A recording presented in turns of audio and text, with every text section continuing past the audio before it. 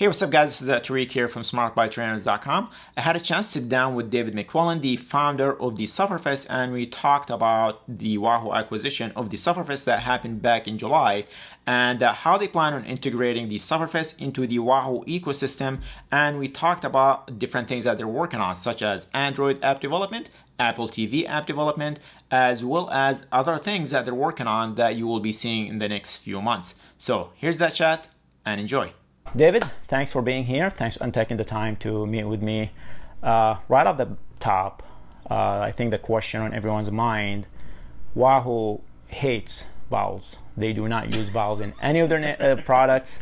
So when you signed that contract, I was thinking, did they say anything to remove the vowels? So are we going to see angels like ANGLS, blender without Suffer. the E? Suffer. Yeah, we did actually talk about that, believe it or not. Really? We had some, I was just kind of joking around about it. It was quite fun, but it is, we've kept all our vowels. We're not letting any of them go. So you're not going to let them go. Okay, good. Well, that's good to hear. Yeah, we're safe. Our vowels are safe. Okay, all right. So for everyone that doesn't know the Sufferfest, you started in 2009. Yeah. You were a banker at that time, and you started, it came out of a need, right? So can you just quickly give me that elevator pitch of what the Sufferfest is? The origin story for Sufferlandria. Well, yeah, exactly. I had a career in banking, and I was living in Switzerland, and I wanted to train for some events, but of course in the winter time in Zurich it's hard to get outside, so I was riding indoors and just bored out of my mind. And I remembered back in 86, 87 when I was racing as a junior, I used to watch these Tour de France VHS tapes of Greg LeMond and Bernardino and going up Alpe d'Huez, and I'd pretend like I was with them. And I thought, I wonder if I could find those clips on YouTube. And I did. So I kind of recreated that experience, but it wasn't in a workout. So I just started structuring clips from YouTube into workouts, and ultimately figured maybe I can get the rights to these things and put them online, and I did. And just started selling these videos as a kind of like a hobby on the side of my career. But as it grew and grew, and I moved to Singapore, it got so big that it was rivaling my banking career in terms of the amount of work I was putting in, and just had to make a choice. So at that point, I decided to leave banking behind and dedicate my life to suffering. And that was now 6 years ago that did that. Wow. And that's, from there, the Sufferfest really took off. You had a really good year this year. This is probably one of your best years since you started, and WAHOO went out and bought you. Mm-hmm. So tell me a little bit about that. How did that happen, and why WAHOO thought the Sufferfest is a good complementary product to what they've been doing? Yeah. Well, we've worked with WAHOO for years, so right. They're good friends of ours, just like most of the manufacturers are. And I think we both saw that there's a consolidation happening within the industry. You would have seen that with recent moves like Garmin and Tacx, for example. And it was becoming clear to both of us that there's this rise of ecosystems coming, in which sets of hardware need to communicate with software and intercommunicate with each other. Right. And of course, we're a software platform without any hardware, and WAHOO is a hardware platform without any software. Right. So they were looking for someone, and we were looking for someone.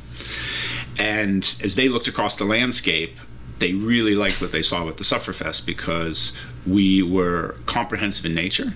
So we, as you will have seen through our app, we've got cycling and yoga and mental toughness and strength training. They loved that, because that really supports a well-rounded athlete. And as they move from focusing purely on cycling to going a bit more broader with endurance sports in general, I thought, okay, this is great. They're supporting the needs of the whole athlete. What they also liked was our focus on sports science. because that was a real differentiator for us in terms of like 4DP and working with our chief science officer, Neil Henderson. That was something they saw as a strong advantage that would bring value to the entire WAHOO company, not just to the Sufferfest. Right. So I suppose the one other thing I'd add is that our company cultures are nearly identical. We're both companies that have reinvented themselves several times. As you know, WAHOO actually started as boat docks, right? You know, and then AMP plus dongles, and now they've got a whole suite of hardware. We started as downloadable videos, and then moved to an app, and then went from just cycling to cross training. That has allowed us to come together really well. It's as one of the executives said last week when I was in Atlanta, it's like we're long lost brothers who have found each other. So what kind of you guys talked about the complementing the ecosystem, and how do you see WAHOO integrating the Sufferfest into what they're doing now? And it's kind of if you think about it, it's they were a trainer company. They were just a hardware company working with all the other training application like the Zwift, Trainer Road, and all the other ones. And now they're becoming more of a competitor. So how does the Sufferfest integrate well with WAHOO at the same time WAHOO needs to be neutral with everyone else? Well, I mean, that's not going to change. WAHOO's still going to work with every other software platform. Right. You would have seen that they're launching Trainer Road, pushing to their head units. They're doing a tour with Zwift. I mean, they're still pushing ahead with all of that. And just like us, we just did a big promotion with WAHOO Bike. We work with the other guys. So it's made maybe those conversations a little bit more in depth. To make sure there's no conflicts of interest, but we're still going ahead and supporting the whole industry, if you will. Right. In terms of our integration with WAHOO, one of the things that's a great part of being the company is we can work with them on product development going forward and really enhance that ecosystem. Right. And that's one of the things I'm most excited about as we look to the future. You talked about integrating Trainer Road just start to push their outside workouts to the Element. Is that something that you guys are working on as well? To start pushing these sort of. Okay. Yeah, absolutely. We're going to do it in a different way, of course, because we've got 4-dimensional power profile based workouts, right. And that is a different kind of experience than training with FTP alone. So we're working with WAHOO now on how we're going to make that happen and bring 4DP out onto the road. And for people that are watching and don't know what 4DP, can you elaborate a little bit on that? Yes, so 4DP is a power profile. The best coaches give their athletes targets based on what they can do across 4 energy systems: neuromuscular power for sprints, anaerobic capacity for that kind of 1 minute breakaway or close the gap, 5-minute power, which is your maximal aerobic power, and then sustained power, which is FTP. Most trainer apps work on FTP alone. So that means they have to guess what you can do in the other areas. Whereas with the Sufferfest, we actually test you across all 4, build a power profile from that, and then all workouts reference the appropriate metric during the workout. So if we need you to do a neuromuscular sprint, then we're going to target your actual neuromuscular power based on what we know you're capable of rather than guessing. So we're looking for a way to bring that power profile based training, which we already use indoors, out onto the road with WAHOO. And talking about the sports science and all that, and now with additional funding you have from WAHOO, have you thought about how to take that idea, that 4DP idea, and make it more and integrate it into the devices and their devices, and make it or automate it to understand what the athletes are doing, and kind of like what Exert is doing? I think AI, that's where things are heading, and if you're not thinking about AI, you might eventually be left in the dust. Yep. So is that something that you guys are or have you thought about it? Is it something that woke you up at night and you're like, hey, we got to start thinking about this stuff. We got to make our software more automated and do that kind of stuff. This is why we created a sports science division. Our chief science officer, Neil Henderson, he just coached Rowan Dennis to the World Time Trial Championships a couple days ago. Yep. He's one of the best coaches in the world, and our physiologist, Matt Casson, is a phenomenon. Those two guys, together with our other coaches, are spending a huge amount of time looking at data, because now what we've got, which is unique. None of the other platforms have this. We've got a science team that can do data analysis on hundreds of thousands of rides and look at performance over time and results over time, gender and age and recovery, and how does that impact. This has never really been available to sports scientists in the past.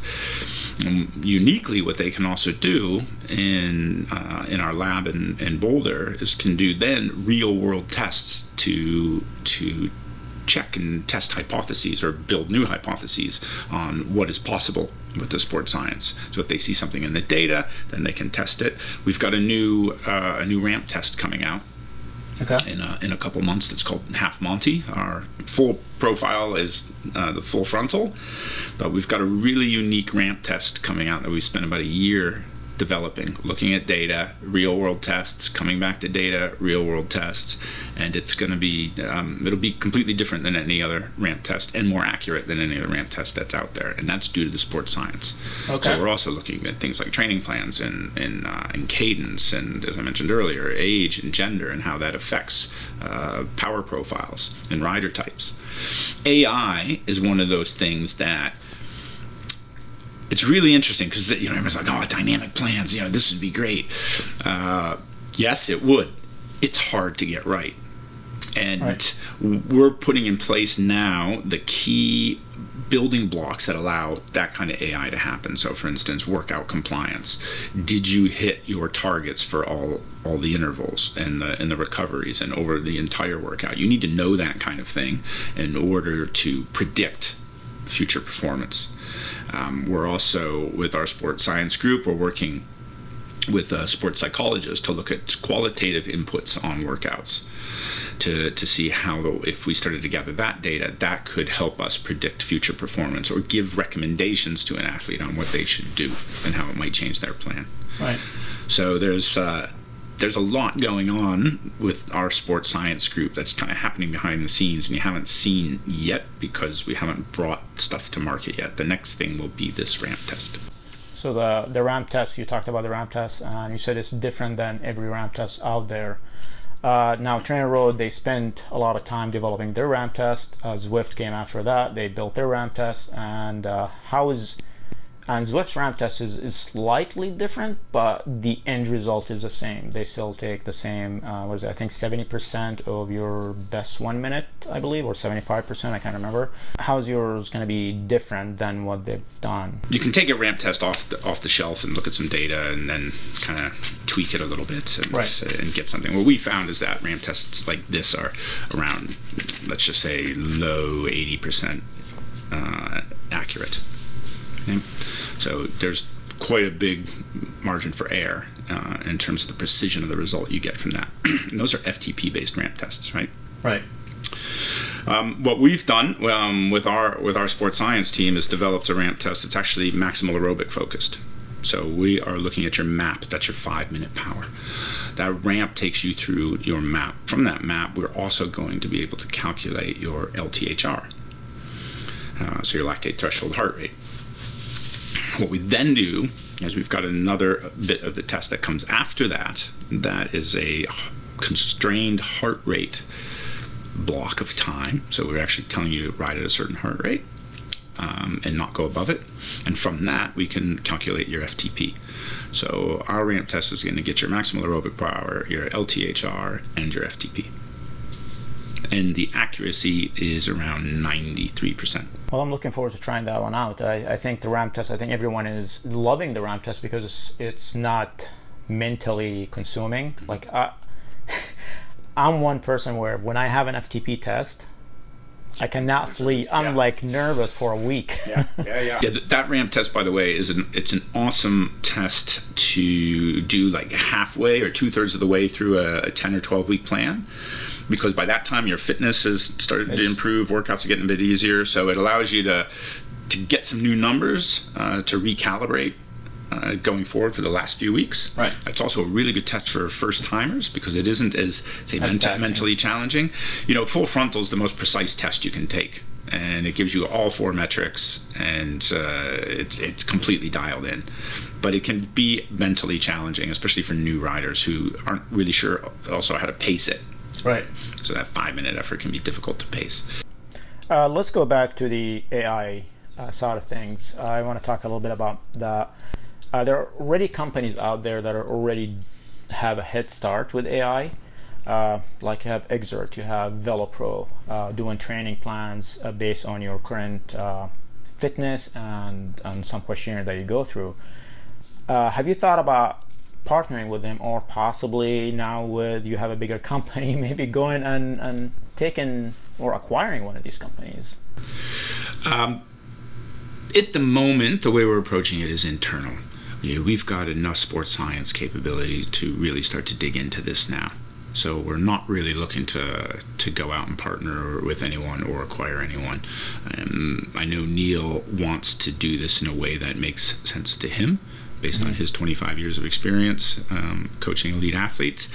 It's not something we want to rush into, because when we do bring it out, it has to work really well. And we've looked at other platforms out there and seen how they derive power profiles or how they recommend workouts, and it's not quite the approach that we'd like to take.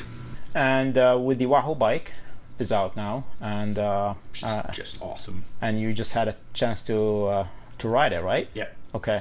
How do you see WAHOO? Do you see WAHOO taking the Sufferfest and maybe with the WAHOO Bike 2 or 3, putting the Sufferfest on the bike, getting a screen, putting the Sufferfest right there, so when people get the bike, they have the Sufferfest as a default application? Is that something that you guys thinking about doing, or WAHOO's thinking about doing? Sure. I mean, as you imagine, like what you would do with that, that's a natural thing to think about, right? Right. And this past week in Atlanta, these are the kinds of things we've been discussing. How can we really start to bring these things together? Because as you can imagine, over the last few months, WAHOO's been pretty occupied with getting Bike out to the market. Right. And then our acquisition only closed a couple months ago. But these are the kinds of things that are really interesting when we start to bring hardware and software together. How can they create something greater? And how can that whole ecosystem work together? This is the stuff that I'm getting super excited about with my team. And I would love to see a big screen there when you fire it up with your bike. It's the Sufferfest. It knows what your workout is. The training plans are there. You get off the bike, you can do your strength training. Right. Right, something like what the Peloton is doing right now with their big bikes and big screen. So yeah, I'm wondering if WAHOO will ever go that direction, or they're just gonna keep their bikes the way they are now and just give you the ability to pick any screen you want. So future plans. You talked about Android. That should be hopefully coming soon. Yep. Right? Any time on that, or still? Man, look, Android is not easy. I've learned with software, you just do not set timelines. But we actually have a working Android beta right now, or let's call it an alpha, because it's only internal. We've got a working web-based app functioning right now, also internal. Apple TV is something that we're working on, but it's not. I would say it's not as far along as Android, because we're still a small team. Altogether, the Sufferfest is 30 people, and even though folks say, "Oh, you guys, you have to do Android now, you have to do Apple TV, or you guys do this," there's trade-offs, and that's one of the hardest decisions that we have to make as we move through the years. What are we gonna do? What are we gonna bring out to market? This coming quarter, I am extremely optimistic that we will be able to bring an Android beta out. I don't know that it'll be a full version, but it might be. But it's working now. We just want to be careful. So we're talking about like the towards the end of the year. or earlier? November, December, probably. Okay. Yeah. And training plans are coming into the app. As you might know, we've got, at the moment, you have to use Training Peaks or Final Surge to do a Sufferfest plan. And that's great. Those are awesome platforms. They've got really good analytics. They're well established. Everybody knows them. It's not really convenient, though, that you have to go somewhere else to do a training plan. So we've been working pretty hard to bring those into our app, and that's with our beta testing group right now.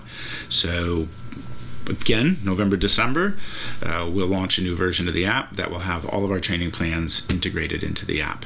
It'll also bring in all of your workout history into a calendar so that you can see everything you've done. You can see what you've got in the plans. And that'll set the foundation then for a couple iterations in the first quarter of next year. That'll add some functionality that we weren't necessarily prioritizing to get into this first release. Okay. And what about Apple TV? When you said it's not far along as the Android app, when should we expect to see an Apple TV version? I want Apple TV so bad because I've got an Apple TV in my garage. I want it so bad. Come on. Make it happen. Yeah. Wow. You know somebody at Sufferfest? Yeah, I know. I got to talk to one of those guys. The thing with Apple TV, for us, the difficult part of it is actually design. We've got a pretty small design team. Our head of experience design, Chris Blom, and then we've got 2 designers. Those 3 have to design everything we've got across all platforms. And Apple TV requires an entirely new design. The back end isn't that. I'll never say it's not that complicated when we're talking about app dev, but we can do it. And actually, the constraint for us here is design, and we take design pretty seriously in terms of making things easy for our customers, useful and enjoyable. And it's whether we can get an Apple TV app out this year is largely going to rest on whether we can marshal those design forces on it. If it doesn't come out by the end of the year, it won't be far behind. It won't be long into the next year that we get it out, first quarter. One last question. When the acquisition happened, what was the first thing in your mind that said, okay, I can get these things done now with this acquisition, or possibly like, oh, maybe I'm not going to be able to get these things done. Tell me about that a little bit. What was going through your mind? Well, the first reaction was, whew, thank God that's over, because the process of being acquired is a lengthy, complicated, detailed process, and I've never been through that before. So getting through it was just like, whoa, okay. And it was also kind of a sense of relief because I like working on new ideas. I like building new things, and that's what WAHOO does. And going through that acquisition process, I wasn't doing that. It was just going through conversations with lawyers and stuff. So as soon as it finished, I was like, okay, great. Now, I never had any fear that it was going to slow us down or mean there were things that we couldn't do, because WAHOO's completely aligned with what we want to bring to the market. So it was more of we can really accelerate things now. We've got like-minded thinkers on the WAHOO side. Our team's super excited about working with WAHOO to bring things to market. And if anything, it's created the problem that there's just too many ideas. What can we do with the trainers? What can we what can we do with the head units? There's the bike here. What can we do with this? How can we activate the whole ecosystem? It's been really fun to think through what that future looks like, and I've really enjoyed that because I've spent the last several years just thinking about an app and the software, and now it's thinking about this bigger picture. Our sports science team, what kind of new innovations can we come up with? We've got our self-coaching service with the training plans, which you're going to start one in a few weeks. All of these things add to the conversation with WAHOO to drive innovation. So it's really been one where I feel like I'm more motivated.